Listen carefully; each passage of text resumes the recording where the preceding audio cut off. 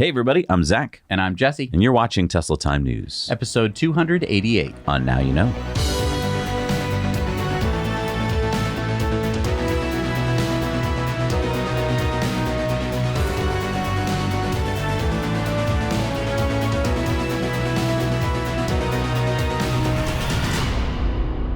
And you know, we're brought to you by our amazing Patreon patrons. You can help us bring you independent news every week by heading over to patreon.com/nowyouknow, and there you're going to find some awesome perks. Thank you to Athletic Greens for sponsoring today's show. Now, I think if what we've all been going through for the past 2 years has taught us anything, is that we should look for ways to be healthier.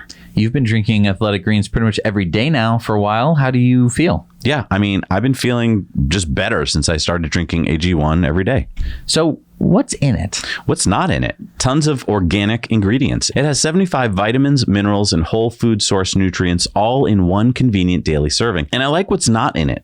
No GMOs, no herbicides, no pesticides, no artificial colors, flavors, preservatives, or sweeteners, no gluten, no dairy, no corn, no eggs, no peanuts, no animal byproducts, no lactose, sucrose, or dextrose.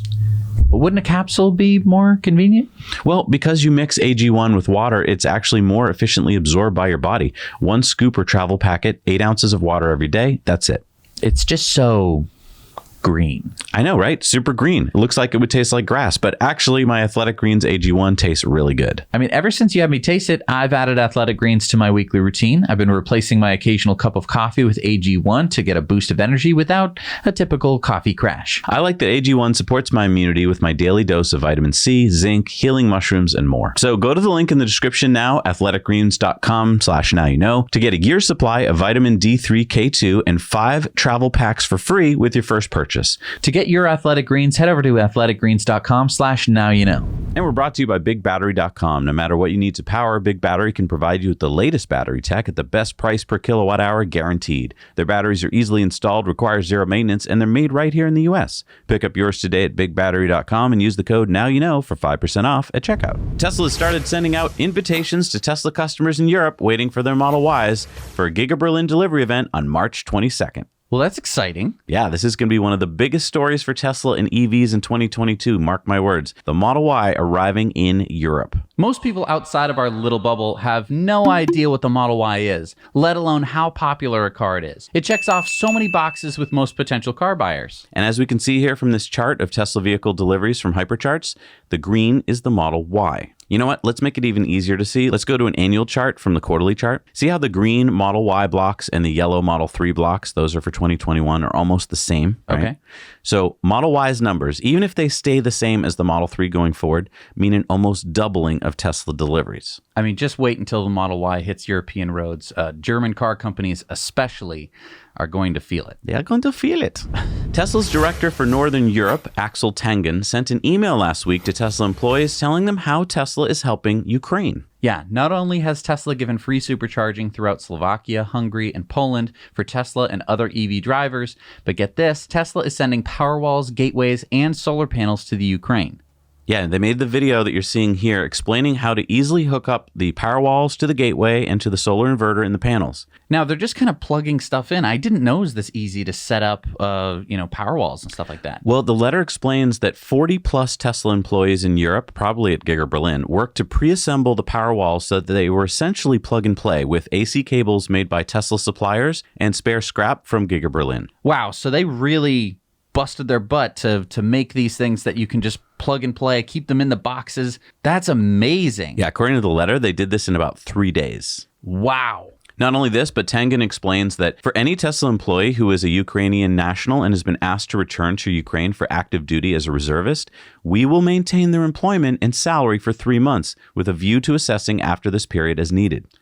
Okay, so, I mean, like, if I'm a Tesla employee at Fremont and I'm not from Ukraine, I can't just hop on a flight to Poland, slip across the border, and start fighting for Ukraine, right? I mean, you could, but Tesla's not going to pay you 3 months' salary. That's not what they're saying here. No. It's a rather small number of people. This is for Ukrainian nationals who are asked to return. Not clear what proof you would show Tesla or how many people we're talking about here. I don't know if, like, you get an email and you just, like, show your supervisor, like, gotta go. Right. Tesla isn't becoming a mercenary outfit or anything like that, although it would make a great movie. Although, I mean, Mikhailo Fedorov from Ukraine said, received the second shipment of Starlink stations. Elon keeps his word. Thank you for supporting Ukraine and peace in the entire world. And And Elon said, "You're welcome. We've also sent power adapters for car cigarette lighters, solar battery packs, and generators for places where electricity is not available." And I mean, we covered the story last week where they sent the Starlink terminals. Now they're sending more Starlink terminals. I mean, I have heard from a U.S. general who has been very impressed with the Starlink system.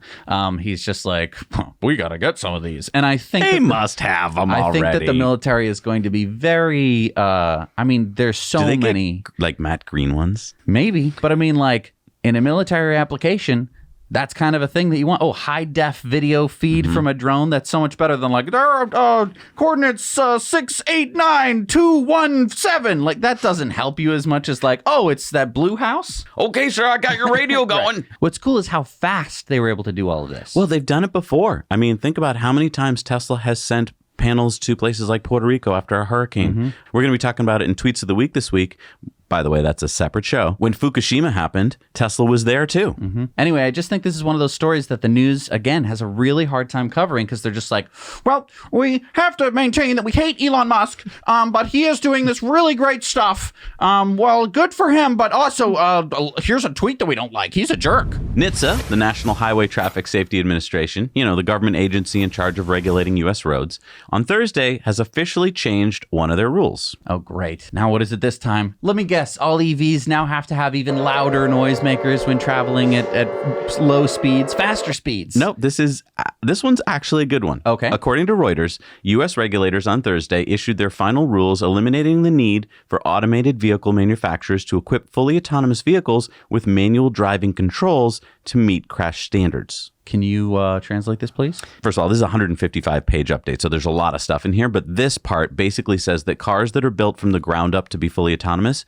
don't need to have steering wheels. So is a Tesla built from the ground up to be autonomous? That's a good question. The rules say cars must, quote, continue to provide the same high levels of occupant protection as current passenger vehicles. Yes, I mean, I would argue that Teslas are full self-driving built vehicles. But I mean, they don't really have the full software stack yet. So it'd kind of be annoying if you took delivery of your car and instead of all the people complaining about the yoke, it's just there's no steering wheel. And they said, well, it's all yours there, sonny boy. As soon as they got the full self-driving that they're working, you're going to be on the road. I'm impressed. For all those people, we've been talking about this for years. A lot of people have said, yeah, well, maybe Tesla can do it, but the regulators will never allow it. They're kind of out in front this time, which is surprising. Yeah. My guess is that this comes from, for instance, GM's Cruise and other U.S. automakers that have been also working on autonomy and are lobbying lawmakers to make sure that their cars can drive autonomously. Because don't forget, like the Origin, which is, GM's autonomous vehicle, is starting to drive right now in certain cities. I see. So this would mean that instead of there being like this beautiful interior and then like a steering wheel, and you're like, what's behind? Why is there a steering wheel in this car? Right. The car wouldn't need to have one. There's a lot of talk in this document, by the way, about what should happen with kids. Can kids be allowed to sit in the driver's seat? Because no one's ever thought of that before. But now, technically, you could sit in the, quote, driver's seat. And, would you have to have airbags there? You have to think of a whole bunch of things you never thought of before. Well, I mean, I'm just glad that we're moving forward. I know that a lot of people are going to go, whoa, no, stop. Change Don't is put bad. the kids in the driver's seat. But I mean, if we think about it in terms of this isn't the 1950s anymore. And no, it's not, see? So the price of gas, as we've all seen, is going up fast. And I mean, who knows how far this will go. We'd like to start a community-wide program that we're calling EVs to the Rescue! What we're asking our EV owners out there to do is talk to your neighbors, talk to your coworkers, and offer them EV carpooling. Yeah, we need to pull together and help each other out. EV carpooling is going to do 4 great things. Number 1, it's going to help your neighbors, your coworkers, and your friends save money. Heck, it's going to save you some money too, because I'm sure your passengers will Venmo you some money to help pay for your electrons. Number 2, it's going to get butts into EV seats. You'll get to show everyone how awesome EVs are, the torque, the quiet, the efficiency, and you'll be able to dispel some of those tired EV myths on your rides. Yeah, you'll be educating people who will then be much more likely to go buy an EV. Number 3, you're going to feel good. You're going to be solidifying relationships, helping people in a very scary time when all they see are rising gas prices. And number 4, you're going to be reducing traffic. That's right. Less cars on the road means less traffic. So for all these great reasons, we urge you to do this today. And please share these carpooling stories, photos, and video with us on Community Mailtime so we can inspire others and show the world how awesome our EV community is. And we've also got these bumper stickers if you want to be showing other road users what they could be doing. We've got EVs to the rescue bumper stickers because if you're saving someone from high gas prices, I think you deserve to wear a symbol on your chest like Superman. Speaking of rising prices, nickel prices are soaring by about 100%. I am so high. Wow, look at that chart. Maybe because of this, Tesla has raised the price of the Model Y and the Model 3 long-range variants. Now, obviously, those two versions have a high nickel content in their batteries. Tesla raised the price of the Model 3 by $1,000 from $5,990 to $51,990. That's about a $4,000 increase since last year at this time when the Model 3 cost $48,000. The Model Y long range and performance went up by $1,000 also. The Model Y long range has gone up by $10,000 over the past 12 months. So if that doesn't show the incredible demand for the Model Y, I don't know what does. Morgan Stanley told investors that this recent nickel price surge would have about $1,000 impact on the price of an EV battery. And it looks like they were right. And this is just funny to me because if Rivian had just waited a few more weeks, they could have had a better reason for raising prices. That's a really good point. It would have been easy to point to a chart of nickel and been like, not our fault. Or they could have taken a leaf out of Tesla's playbook and just slowly been increasing the price because no one seemed to notice that the Model Y increased in price. Exactly. So Elon and Grimes just had a new baby. It's a girl. Her name is Exa Dark Sidereal Musk, or Y for short. Okay, wait. First of all, that's great news for Elon and Grimes. Congratulations. This is also Elon's first daughter. She has 6 brothers, by the way. But can we talk about the name for a second? Sure. Exa is a, quote, reference to the supercomputing term exaflops, the ability to perform 1 quintillion floating point operations per second. Okay, and how about dark? Dark is representative of, quote, the unknown. People fear it, but truly it's the absence of photons. Dark matter is the beautiful mystery of our universe. And sidereal? How do you pronounce it? Sidereal. Sidereal is both a special nod to Grimes' favorite Lord of the Rings character, Galadriel, as well as an elven spelling of sidereal, or the true time of the universe, star time, deep space time, not our relative Earth time. Sounds like Elon got his way on this one. Grimes said, I was fighting for Odysseus Musk. A girl named Odysseus is my dream. Okay. And then Y for short, though. Yeah, so little X and Y now. I don't want to be rude here, but I don't think that I saw Grimes being pregnant. Right. So according to the Vanity Fair article, they used a surrogate this time, and it sounds like they plan on having more kids together. So maybe Grimes will get her way, and the next child will be named Odysseus. Okay. And Odysseus. Keep that in mind if you're watching Elon's Tweets of the Week this week, because that will come into play then. Okay. So everyone watching the show by now probably knows about Elon's saga with the SEC, right? The SEC has been policing Elon's Twitter ever since Elon posted the famous 420 tweet back in 2018. Well, Elon is sick of it. According to the Wall Street Journal, in a motion filed in Manhattan federal court, Mr. Musk's lawyers argued that the Twitter oversight policy has become unworkable, while the Securities and Exchange Commission has abused the deal to make round after round of demands for voluminous, costly document productions with no signs of abatement. In the new court filing, Elon argued that he decided to take the SEC settlement back in 2018, which was a fine, and the SEC policing his Twitter account for, quote, Tesla's immediate survival, as he thought that the ongoing battle with the SEC could prevent Tesla from raising money. Yeah, Elon said, I never lied to shareholders. I would never lie to shareholders. I entered the consent decree for the survival of Tesla for the sake of its shareholders. And remember that Elon did say a couple weeks ago, I didn't start the fight, but I will finish it. So is this him finishing the fight, or is there more to come? There's definitely going to be more to come. Yeah, it sounds like the SEC has just been having a field day, asking for all sorts of documents, which of course is expensive. You might be like, well, you just send a Word file. It's like, no, it always involves lawyers, and lawyers are expensive. It does sound like Elon has a bit of a point here. I don't think that the judge is just going to throw this out necessarily. I'm not a lawyer. I have no idea. But to me, it sounds like the lawyer is going to be like, well, SEC, just stop being a jerk, but keep doing whatever it is we agreed to. Hopefully the judge watches Tesla Time News. Don't think they do. Tesla's FSD Beta 10.11 was just released. Now, I don't think we got it yet in our cars, but the release notes hint at some big improvements. Let's take a look. Okay. Upgraded modeling of the lane geometry from dense rasters bag of points to an auto-regressive decoder that directly predicts and connects vector space lanes point by point using a transformer neural network. This enables us to predict crossing lanes, allows computationally cheaper and less error-prone post-processing, and paves the way for predicting many other signals and the relationships jointly and end-to-end. So, translate that? They're going to have a better driving model, and that's going to equate to better driving. Yeah, Elon said vector lanes is a particularly significant architectural improvement to Tesla AI. So he picked that one out as one that he likes. There's more, though. Use more accurate predictions of where vehicles are turning or merging to reduce unnecessary slowdowns for vehicles that will not cross our path. The translation for that would be, you know how humans are pretty good at predicting what other cars are trying to do? Well, now Tesla's AIs are going to be better at it as well. Improve right-of-way understanding if the map is inaccurate or the car cannot follow the navigation. In particular, modeling intersection extents is now entirely based on network predictions and no longer uses map-based heuristics. So have you ever gotten to an intersection that doesn't line up with the map? Take a left into the lake. Right. It does. You're like, I don't think I can do that. Now, full self-driving is going to basically have the ability to go, I got this. I think I'm going to take this road. So vision first, map second. I guess. I don't know how exactly that's going to work. Improve the precision of VRU detections by 44.9%, dramatically reducing spurious false positive pedestrians and bicycles, especially around tar seams, skid marks, and raindrops. This was accomplished by increasing the data size of the next-gen auto labeler, training network parameters that were previously frozen, and modifying the network loss functions. We find that this decreases the incidence of VRU-related false slowdowns. Now, I don't know why they have to use VRU. It doesn't mean vapor recovery unit. It means vulnerable road user, like a pedestrian or a bicyclist.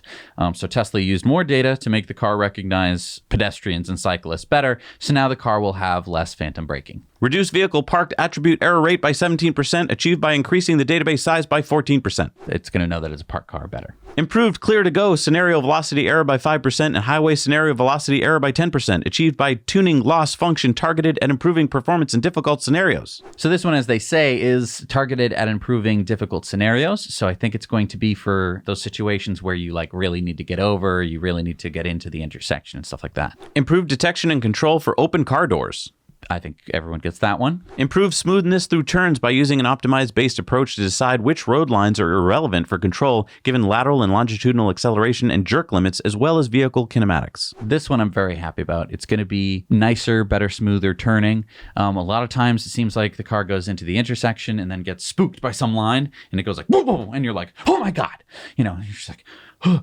But now I think it's going to kind of be like, I'm going to take this left, and then it will just take the left. Improve stability of the FSD UI visualizations by optimizing the Ethernet data transfer pipeline by 15%. Obviously. Right. I mean, do I even need to explain that one? No, but seriously, it's a faster throughput, which means that the computer can work faster. Reduce the predicted velocity error of very close by motorcycles, scooters, wheelchairs, and pedestrians by 63.6%.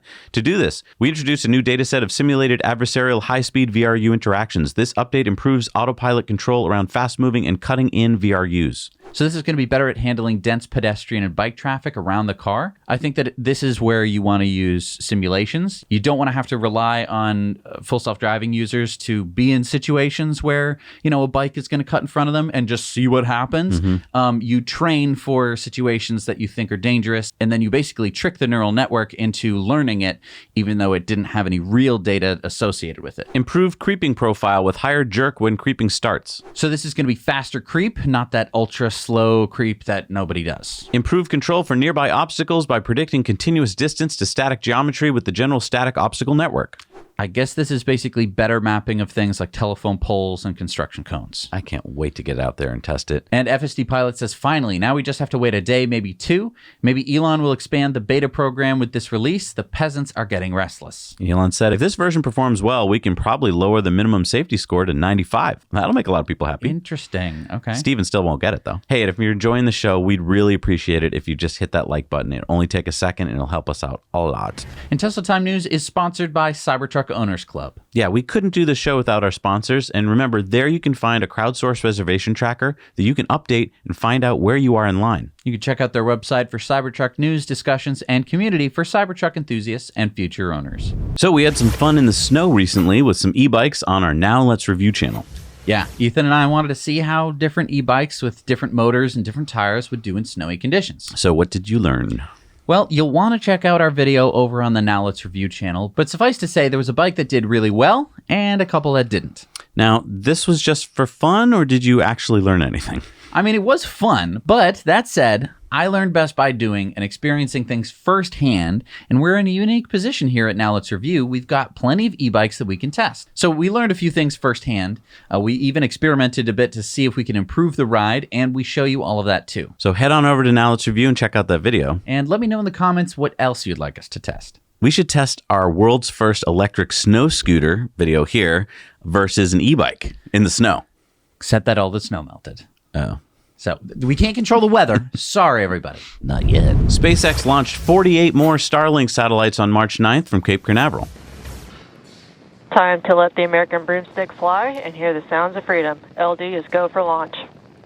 5, 4, 3, 2, 1. Engines full power. And liftoff. Falcon 9, 7410.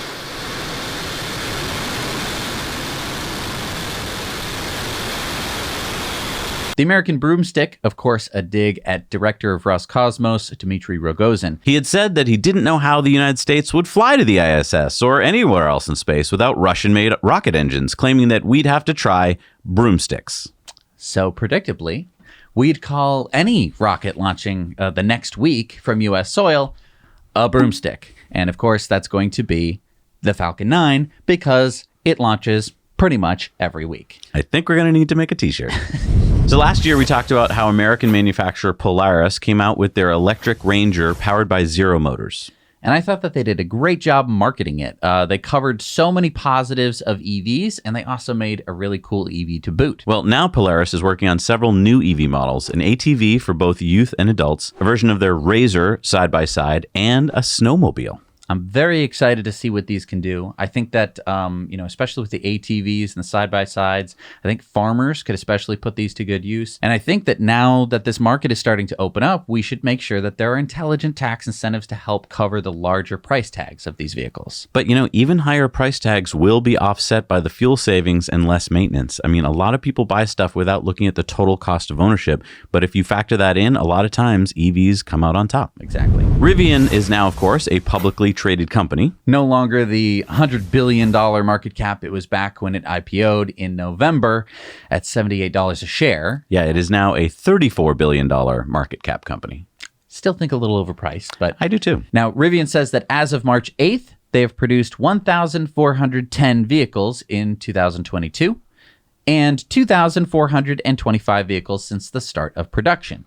Rivian is now guiding for only 25,000 vehicles to be produced this year in 2022, down from the original guidance of 50,000 just a couple months ago. Rivian is blaming supply shortages and disruptions. And get this, Rivian also saw a loss of $2.4 billion in Q4. There's also now a shareholder lawsuit filed last Monday accusing Rivian of withholding information about the weird one-day price increase that we reported on last week. Yeah, I think RJ might have forgotten that he's now a public company. And, when you're a private company, you can pretty much do whatever you want. When you're public, you have to report certain things to the SEC and to shareholders before you do them. And I think, shareholders were a bit surprised when all of a sudden, without any warning, truck prices went up by like 20% in a day. Now, is this the end of the world? I mean, the $2.4 billion loss in Q4, that's just one quarter. Are they going to run out of money? No, Rivian is still sitting on about $18 billion in cash, and they claim to still have 83,000 pre-orders even after that price debacle. I kind of doubt those numbers, to be honest. I bet a lot of people just haven't pulled their order yet, but that doesn't mean they're going to go through with the order. Even though the price is staying the same? I don't know. If people are like me, that just was an off-putting thing that happened. And I don't know. I think a lot of people put their order in because they thought the truck was going to come out a lot earlier than it did. Now we're really close on the heels of a bunch of other electric pickup trucks. So if you're still waiting, by the time the Silverado and the Ford F-150 and the Cybertruck come out, you might just go, okay, I'm going to flip over to one of those trucks. I really think Rivian screwed it up by not coming out way sooner than they are. And that fake price hike just adds a lot of uncertainty in the company.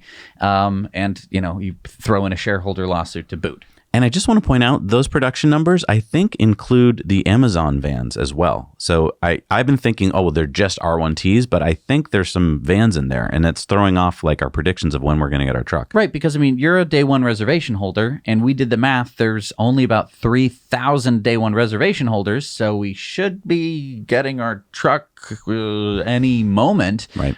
Because if they're really truly 2,425 trucks already made, shouldn't we have been called by this point? Yeah, I mean, I was told 2 weeks ago that I would definitely get a call in the next 2 weeks. And it's been 2 weeks. 2 weeks. But speaking of waiting, if you go onto the Tesla website to order a Model Y, looks like it will take a while. Oof, delivery won't take place till September. But if you want it sooner, There's a little trick. Yeah, what's the trick? just order FSD and you'll get your Model Y in May instead. It saves 4 months. But it costs $12,000. I didn't say it was a cheap trick. But how about the Model 3? Well, that's only a month difference if you get full self-driving. And how about the S and X? There's no difference there between FSD and non-FSD. So, I mean, this does show that there is an incredible demand for the Model Y. Yeah. Do you think it's smart for Tesla to be super incentivizing you buying full self-driving? $12,000. No, I would have years ago when they needed every penny, but I don't feel that way now, and I feel like it makes customers angry. I feel like if you're going in there to buy the car and you're like, wait, you're going to give preference to someone who buys FSD over me? I don't know. It just makes like a sour taste in your mouth, don't you think? I kind of do, but I don't know. I want to hear people's comments. Put them down below. So Xpeng, Chinese electric car maker, you know, the one that started by stealing Tesla's autopilot software and copycatting their look. Yeah, that Xpeng. They have just opened reservations for their P5 in Denmark, the Netherlands, Norway, and Sweden. They just opened their second showroom or experience store in Europe, in the Netherlands, at the Westfield Mall in Leidschendam near Rotterdam. So let's talk about the P5 for a second. Europeans can now order it. The first variant will come with 5 seats, front-wheel drive, a 66 kilowatt-hour battery, and an WLTP range, remember that's fake, of 465 kilometers or 281 miles. Upgraded versions should follow. And I'm just looking at that experience store. Is that an eVTOL? Can I interest you in an electric vertical takeoff and landing drone today, sir? Come on down. We got the cheapest eVTOLs. You're going to love them. It's cool. I think it's going to pull people into the stores. I mean, definitely. If you're at the mall and you go, does that thing have propellers on it? And I mean, talk about if you got traffic in your city. Now you don't. It's that easy. Okay. Kids, stand back. Daddy's taking off for work. So VW has unveiled the production version of their ID.Buzz, their electric microbus reinvention. I was so excited about this vehicle before we started seeing the leaked photos of what the concept morphed into. And now we're seeing the actual production vehicle. I've got to be honest, it looks like an ID4 like under a sheet, pretending to be. It's like a Halloween costume of what the ID.Buzz was supposed to look like. Yeah, it is kind of disappointing. I mean, according to VW, this will start deliveries in May in Europe. And in the US, the launch has been delayed to 2024. So here are the specs we know about so far. It's built on the MEB platform. You'll get a 5-seat configuration first, 82 kilowatt-hour battery, 77 of which is usable, 201 horsepower rear-wheel drive, so not very powerful. More versions to follow, no prices yet, and a 6- and 7-seater is coming later. It has a lot of the same capabilities as an SUV. I mean, I get the microbus appeal, but it's not cute enough. It's not cute enough. It needs more of a flat face like they had before. I don't know. I mean, I know design shouldn't matter that much, but they're getting a lot of extra bang for the buck here with the orange and white. But in a regular color, this is just going to look kind of I think that there is a way to fix this. I think that basically that front grille section is what looks so ugly. I think that very front lower lip of the vehicle, I think that if you could replace that with a better looking thing, and I think that there might be a market for it, I think that could save the look. It's not terrible. I mean, some of the prototype designs that we saw looked truly bad, but here's my guess. The concept that we saw that we love, which had that microbus front, I think they put it in a wind tunnel. They realized that at highway speeds, they were losing too much efficiency, and they had to go for this. And that's unfortunate because back in the day, I mean, a microbus couldn't usually go beyond 45 miles an hour. Sure. So probably didn't even matter. But yeah, I'm just bummed because I was so excited about, just like the Honda E, I was excited before it came out and then I wasn't. Now, same thing here. Concepts always disappoint me unless they come from Tesla. It's so annoying. Let's talk about Chevy's new vehicle. Chevy has teased their upcoming Chevy Blazer SS. SS? Are we the baddies? Super Sport. Oh, that's a poor name choice. Yeah. Chevy released a video and said Chevrolet provided a glimpse of the all-electric Chevrolet Blazer SS, which will be the first Chevy EV to feature a performance SS model. The all-electric Blazer SS will make its debut later this year and will be available in the spring of 2023. Now, have I seen a Blazer before? Yeah, you know, those big boxy SUVs. Oh, you know what? Maybe you're too young. They made some back in the 2000s, too. Oh, maybe I remember that. I mean, don't they sell them now, too? Well, here's a graph of the sales numbers. You can see that there haven't been any sold for like 10 years. I guess this is what it looks like now. Oh, the resemblance is uncanny. Now, I'm sure that I'm not the only one who thinks that this looks like every other SUV on the road today, right? Because that isn't a Chevy Blazer. That's a RAV4. This is a Chevy Blazer. But yeah, I guess we'll have to see what the EV looks like. But here's the weird thing to me.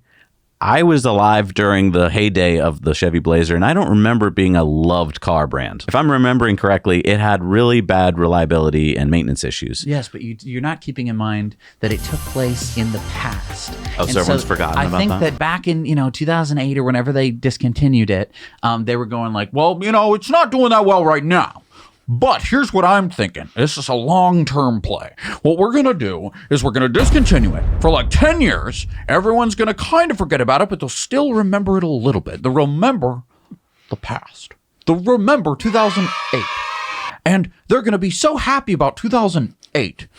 And even before then, that they'll be just so happy to hear the words Blazer. And they'll be so happy, and then that's what's going to lead to sales.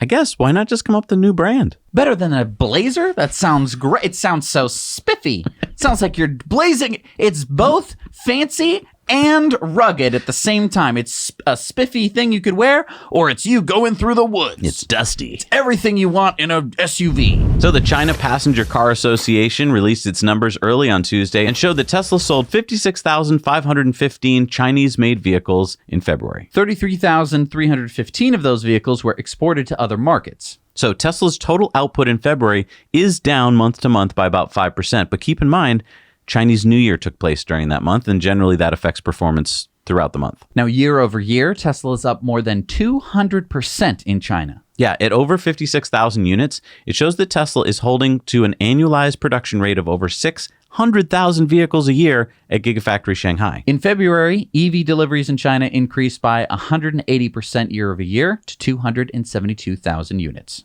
BYD led with 87,000. Tesla delivered 23,000. Now, there has been rumor of a second Shanghai Tesla Gigafactory. And if that happens, or if there's another Gigafactory somewhere else in China, that could push production rates up to 2 million cars a year in China. Yeah, I mean, just let's think for a second. If they announce soon and they build this soon, if it takes, let's say, longer than the last one, let's say it takes 18 months to build. Okay. Then we could be talking about a 2 million run rate as soon as possibly the end of 2024. So check this out. PG&E, which is the largest utility in California, and GM just announced a partnership to put V2G in Chevy vehicles. And of course, V2G is vehicle to grid. This means that you can basically backwards charge your car. So you drain the battery of your car, but you're putting that energy back onto the grid. Right. And for the longest time, we have been talking about this on this channel, and we always get arguments back. Well, that can't possibly happen, Zach and Jesse. It can't possibly work. Well, here's a huge utility company and a big auto manufacturer saying that it can work, and they're basically saying, we're going to show you this. We're going to pilot it this year, and then starting at the end of this year, they're actually going to start rolling it out to more and more people. So we could be seeing by the end of this year, real V2G happening. Now, this is different than Ford, And this is amazing that we're talking about this, by the way. So I know. GM and Ford in the same sentence as V2G. Right. Both with electric pickup trucks that are on the way. And so the Ford one is going to be able to back up your house. That's V to L, technically. Vehicle to load. To load. It's not connected to the grid. There's a little bit of extra fancy stuff you have to do if you want to actually have a grid-tied battery, because it has to be outputting basically the same frequency as the grid, because it's AC. But now we have GM talking with PG&E on how they can make an actual V to G system work. Now, I think that would mean that they could also do V to L. And we know that both of these trucks should also be able to do V to V, which is, of course, is vehicle to vehicle. Now, it's not that we haven't seen this before. There's a lot of smaller companies working on this, but now to have these two giants in the industry talking about it and actually doing a real pilot program, let's hope it's real, this could really pave the way, because this could tell other auto manufacturers and other utilities like, okay, we're doing it, you guys should do it too. And it's really smart to be focused on pickup trucks because they have giant batteries. I mean, I know that Nissan was doing something with the Leaf, but let's face it, a much smaller battery pack is less useful to the grid than a honking, pickup truck one. Hey, if you want to share that story with your friends, head on over to our Now You Know Clips channel. There we cut up these stories into bite-sized chunks so that you can share them with your friends. All right, it's time for Into the Future, sponsored by our friends at Henson Shaving. And my face today is sponsored by Henson Shaving. You know, I made the switch to one-bladed razors a while ago, and it really helped my face. And there's evidence of this on YouTube. You can go back. My face has been much happier with a one-bladed razor, and Henson makes it so much easier to use a one-bladed razor. There's no guesswork about angle or anything like that. If you head over to hensonshaving.com, you can use our code NOWYOUKNOW to get over 200 shaves for free when checking out with your brand new Henson shaver. A Proterra-powered Van Hool double-decker bus just completed a, get this, 2,500-mile journey across the southern U.S. last week. The test, conducted by ABC Companies, took 6 days. That seems like a long time. Well, it's a double-decker bus, so it averaged 2,080 watt-hours per mile. Wow. I mean, it makes sense. I mean, a Tesla gets about 230 watt-hours per mile. This is about 10 times that because it's a double-decker bus, but dang. But it has a 676 kilowatt-hour battery, so it could go about 260 miles between chargers. But it could only pull a maximum of 147 kilowatts, which meant that charging times were around 3.5 hours. Ouch. Why so low? Well, it must be in how they designed the battery pack. Most Electrify America chargers claim they can pump out 350 kilowatts, which would have reduced the charging time by half. I mean, either way, a double-decker bus with a 260-mile range is impressive. Yeah, it could enable electrified trips from like New York to Boston or San Diego to LA, as well as being a great sightseeing bus. Yeah, I'm really excited that we're starting to see stuff like this. It's just the beginning. All right, it's Going Green, sponsored by EcoWare.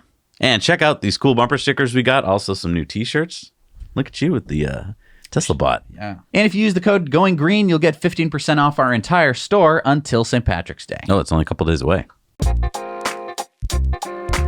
And I just want to remind everybody that on EcoWare, we work with the Well Done Foundation. They're a fantastic group that are out there capping methane spewing wells. There's just thousands of them across the country that are just left abandoned by oil companies, and they just spew the worst greenhouse gases. So hats off to them. And with every purchase, we help you guys cap a well. So here's the thing. A study in the journal Science found that just the U.S. oil and gas industry emit 13 million metric tons of methane from their operations every year. You can't see this leaking methane, which is one of the reasons why the oil and gas industries can get away with it.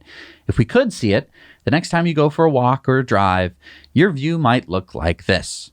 Yeah, so the Well Done Foundation is doing something about it. They are actually capping abandoned oil and gas wells that are still spewing methane into our atmosphere. And guess what? Methane is a way worse greenhouse gas than CO2. So with EcoWare, we said, how can we make a business out of selling products that create positive conversations and can be positive for our planet? So we support the Well Done Foundation with every purchase over on EcoWare. All right, it's time for Sunspots. Remember, we reported a few weeks ago on 2 Florida bills that would cripple solar in that state, HB 741 and SB 1024. These bills got significant influence from Florida Power and Light Company, FPL, the state's largest electric company. And even though a recent poll in Florida shows that 84% of Florida voters support net metering, well, unfortunately, the Florida House and Senate pass these bills. So now they are awaiting Governor DeSantis' signature, which will make them into law in Florida. Ben Millar, CEO of Florida-based Sun Harvest Energy, said the legislation would allow utility companies to reap profits from energy generated by homeowners who have made the investment into rooftop solar. It would allow utilities to charge excessive fees on over 100,000 solar customers around Florida, which effectively creates a new tax on energy. Ultimately, this bill would rid Floridians of their energy choices, create new fees and taxes, and destroy jobs. Funny that one of the few Republicans in the Florida Senate who is opposed to these bills, Senator Jeff Brandes, who has served for 10 years, happens to be term limited. That's right, he can't run for re-election. He said this about the bill. If the war in Ukraine has taught us nothing, it is that America needs to take control of its energy. It has to be energy independent. In the military, we have ready, aim, fire. This bill is fire, ready, aim.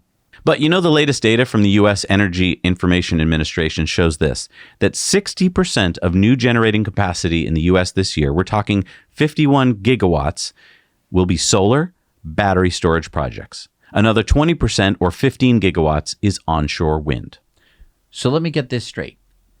80% of new generating power capacity being put online right now is solar, wind, and batteries. And yet, Florida's biggest utility company got to spend a lot of ratepayers' money to lobby lawmakers into voting for a bill that decimates solar. It's so f***ing obvious, isn't it? But you know what EIA data also shows? More than half of the 51 gigawatts of planned solar and battery storage within the next 2 years will be in just 3 states. Texas with 12 gigawatts, California with 11, and New York with 4. So in these states, it's going to be much tougher for big oil and power utilities to lobby for bull because so many people's lives are now interconnected with renewables. Now, Governor DeSantis hasn't signed it yet. So Floridians, I'm not saying I'm optimistic, but it can't hurt to let your governor know how you feel. Here's his email address. And if you'd like to get solar on your house, contact our friends at Energy Pal. They can help answer your questions and go solar and batteries for less. And let them know that Zach and Jesse sent you. Link is down below. All right, it's time for our video contributor stories, and we need your stories. Remember to send those in to us at hello@nowyouknowchannel.com. Make them 2 minutes or less, and let's see what we got this week. Tim sent us this video about a short-haul EV truck that he spotted in Los Angeles. Okay, so I've seen this truck driving around my neighborhood a few times. I've just seen it whizzing by in front of my house. I'm not sure where it was going, but this morning on my walk with my dog, it was stopped at the gas station. And so I waited for the driver to finish making his deliveries, and then I asked him a few questions about it. And this is a BYD short-range truck, I guess designed for making deliveries in like the Los Angeles area. And from what the driver told me, I'm not sure if this is correct. This is just what the driver said. The specs sound pretty incredible.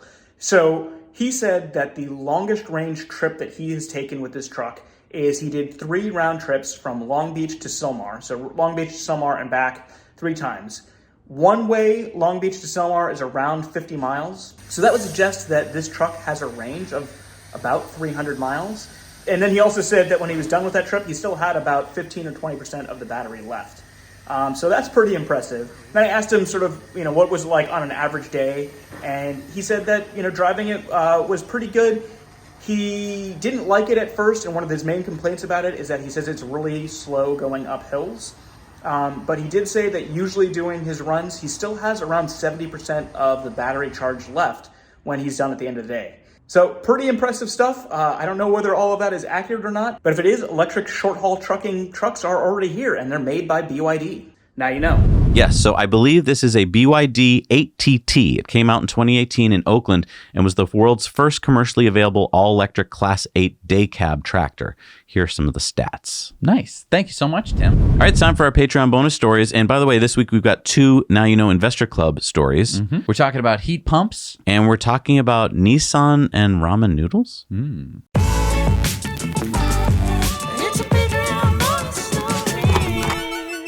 Hey everybody, we're back from the Patreon bonus stories, and don't forget, if you want to see those stories, go over to patreon.com/nowyouknow. You can help support us for as little as $1 a month. You get to see all of our bonus stories. All right, who do we got supporting us this week, and who needs a shout out? We've got Anthony Davidson, Aruma Shibuya, Martin Strilka, Alfred Gomez, Martins Kazamax, Mark Guker, Ulrich Fisher, Daniel Burns, Jeff Stormont, Karen Black, David Martin Davies, Omar Foster, Roger Jack, Justin Griffiths, Kaza Gomez, Robert Honders Sr., Joachim Stack, Sub-Zero Texas, Richard D. Sago, Thomas Lewis, Doug Davis, Denard Mohammed, Mario Aguirre, Albert and Yvonne.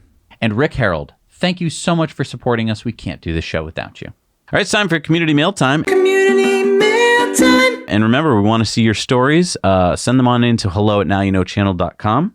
Spencer sent us this picture of a supercharger at the Wawa in West Palm Beach, Florida, being really badly iced. Time to call that tow truck. Anthony created this. This is his frunk, and those are not real batteries, but those are amazing looking I batteries. do like how they're each 200 volts and they're in series to make the 400 volt pack. That's clever. Eric filmed these 3 Rivians being delivered in Ledgewood in New Jersey on Route 46. York sent us these wrapped Teslas at the Salt Lake City Service Center parking lot. Wow. Those are pretty cool. Nathaniel sent us this video of a Jaguar I-Pace he spotted in, guess the country. Oh, I've played a lot of GeoGuessr. This looks Southeast Asian. Very good. Uh-huh. Wow. Laos. Yeah? Yeah, in Laos. All right. That was like the most amazing shot. He was on an e-bike. That's how he got that shot. That was awesome. Manny sent us this cool picture from Boca Chica, Texas. Oh, I'm so jealous. Look at that. awesome. All right, it's time for Supercharger reviews. Let's see what's out there. Hi, Zach and Jesse. This is Dave coming from Miami Beach at a brand new Supercharger station that was just opened a couple of weeks ago. I'm super excited about this 18 stall setup because it is in the heart of the condo area around here. This is not along a major highway, a travel route. This is for urban dwellers and for garage orphans like myself who don't have the ability to charge at their condo. I bought my car about 4 years ago, a 2014 Model S, and I bought it without having charging at my condo. I figured that I'll just buy it and I'll figure it out. So I installed a charger at my office, which is about 40 miles away. So I've been basically living on supercharging during the entire COVID pandemic. So this is super awesome because this is going to enable a whole series of condo owners who don't have charging in their garage to actually now own Teslas. And I think this is a brilliant move. So one other cool little tidbit is that I just got back from a 6-week vacation and I was very concerned about Go Straight. I was very concerned that I wouldn't have any juice when I got back. So I've been reading a lot and everywhere from 3 to 6 miles of drain per day. So I turned off all the settings for connectivity and I started with 213 miles. And when I got back last night, I had 97 miles. So I was averaging a little less than 3 miles a day in battery drain. So if you turn off all the settings, feel free to go away for a 6-week trip and just don't check every day, curious how many miles you have left on your charge because that just sucks up more power. I only did that once during my entire vacation. So it all worked out. Because it is 1 block away from my condo, I'm giving this a 10 out of a 10. Now you know. Hi, Zach and Jesse. We're out here in Grand Island, Nebraska at 8 stall V2 supercharger. We have this massive truck stop over here, which has like 3 restaurants, really nice restrooms, lots of shops that you can get stuff. So I would give this station a 8 out of 10. Now you know. Hey Zach and Jesse, it's Phil up here in Nipigon, Ontario, along the Trans-Canada Highway. I've got the supercharger station here. It's 6 stalls, version 3. There's not a whole lot else up here, actually. There's a little information center just behind me here. I believe you would be able to use the washroom there if they were open. They're only open from, I think it's like 8:30 in the morning to 6 in the evening. They're not open right now, so I can't confirm if there's even washrooms in there. And there's nothing else around me. If you want to eat some food, you'll have to bring it with you while you charge up your Tesla. I would give this supercharger station a 2 out of 10, only because it's on the Trans-Canada Highway. All right, now you know. I'm at the 20 stall version 2 supercharger at Nevada, California, Marin County, off of Roland Boulevard. The Superchargers are located behind the Vintage Oaks at Novato Shopping Center. There are two ways to get to the shopping center itself and the stores. Go a little bit south until you see the Vintage Oak Shopping Center entrance. This is a office building. Walk through the doors and it'll pass you all the way through to the shopping center. The second way to go is to walk to the north, down Roland Boulevard. There's a sidewalk. If you keep walking until you come to the first entrance, take a left, and that will bring you right into the shopping center near the Panera Bread store and the C's Candy store. Other food options at Vintage Oaks includes an In-N-Out with a drive-thru and a Hop Monk Tavern beer garden where you can pre-order your meal to pick up before plugging in. I'll rate this Charger a 7 out of 10 due to the fact that the shopping is a little difficult to get to and the food options are quite a walk away. However, there are 20 stalls, so you should be able to find one to charge in Novato in Marin County, California. Thank you so much for filming those, and you can send your reviews in. You can submit them over on our website, nowyouknowchannel.com. All right, what do we got for new superchargers in the world? We've got number 84 in Florida, the 8 stall in Punta Gorda, Florida. The 8 stall in Urbana, Maryland. Number 90 in the UK is the 6 stall at Harrogate in UK. Number 15 in South Carolina in Piedmont. Number 50 in Italy is the 8 stall in Perugia, Italy. Number 36 in the Netherlands is the 20 stall in Deventer, Netherlands. Number 67 in Texas is the 8 stall in Austin at Westlake Hills, Texas. Number 42 in Spain is a 2 stall in Santiago de Compostela in Spain. And number 32 in Maryland, 1,294 in the USA. And number 3,300 in the world is the 8 stall at Salisbury at North Salisbury Boulevard in Maryland. Nice. I like when we get, that kind of number a week. That's really a nice number. I like getting to 3,300 Tesla Superchargers in the world. It's amazing. All right, it's time for comment of the week. And this time you got our comment not from our Patreon, but from our Discord? Yeah, so this came to us from actually our moderator, John, over on our Discord. And he was thanking us for all the content that we were coming out with. If you guys don't know, we have other channels. So if you watch a lot of our stuff on Now You Know and you want to watch more, we have our Disruptive Investing channel. And that is where we interview all sorts of disruptive companies, the CEOs of those companies, to try and glean, information about them. Yeah, like we just talked to the CEO of Canna, which is a company I don't think any of you have heard of. So go check that out because it's kind of mind-blowing. Mm-hmm. And we also have our Now Let's Review channel. We also do a lot of content for our patrons at different levels. We just had our live stream the other day where we were talking with a bunch of folks over on Zoom. So we're just having a real conversation hanging with out. people. We also do Investor Club bonus stories for just about every company that we interview with. We have an Investor Club bonus stories where we got to tell you what we really think. It's a lot of work. Our editors do so much work. I do a lot of work, sure.